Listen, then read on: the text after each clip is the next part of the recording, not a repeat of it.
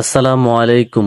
30 দিনে 20,000 টাকা ইনকাম চ্যালেঞ্জের আজকে হচ্ছে 20তম দিন। তাই আমি সকাল সকাল দোকানের উদ্দেশ্যে রওনা দিয়ে দিলাম। আলহামদুলিল্লাহ আমি এখন দোকানের মধ্যে চলে আসলাম। দোকান খোলার পরে কোনো কাজ নেই, তাই একটু বসে আছি। ঠিক এরপর থেকে আমার দোকানে একের পর এক কাস্টমার আসতে শুরু করলো, তাই আমি কাজে লেগে পড়লাম। আলহামদুলিল্লাহ আজকে সকালে ভালো পরিমাণ কাস্টমার আসছিল আমার দোকানে, সবগুলো কাজ করে দিলাম। সবগুলো কাজ শেষ করার পর দুপুর হয়ে গেল, তাই আমি দোকান বন্ধ করে বাড়িতে চলে যাচ্ছি। এখন বিকেল প্রায় 4:30 বাজে, তাই আমি আবার দোকানের উদ্দেশ্যে রওনা দিয়ে দিলাম। কিন্তু দোকানে গিয়ে দেখলাম যে আমার দোকানের সামনে অনেক পানি জমে আছে, কারণ দুপুরে আমাদের এখানে অনেক বৃষ্টি হয়েছিল। এমন অবস্থায় দোকান খোলা আমার পক্ষে সম্ভব হবে না। এরপর সন্ধ্যা হয়ে গেল, তাই আমি মাগরিবের নামাজ পড়ার জন্য মসজিদে চলে গেলাম। মাগরিবের নামাজ পড়ে আমি আবার বাড়িতে চলে আসলাম। আলহামদুলিল্লাহ আজকে সারাদিনে আমার ছোট্ট এই দোকান থেকে মোট 460 টাকা প্রফিট হয়েছে, যেটা আমি ব্যাংকের মধ্যে রেখে দিলাম। আপনার কি মনে হয় আমি কি 30 দিনে 20,000 টাকা ইনকাম করতে পারবো? জানতে হলে আমাকে ফলো করেন।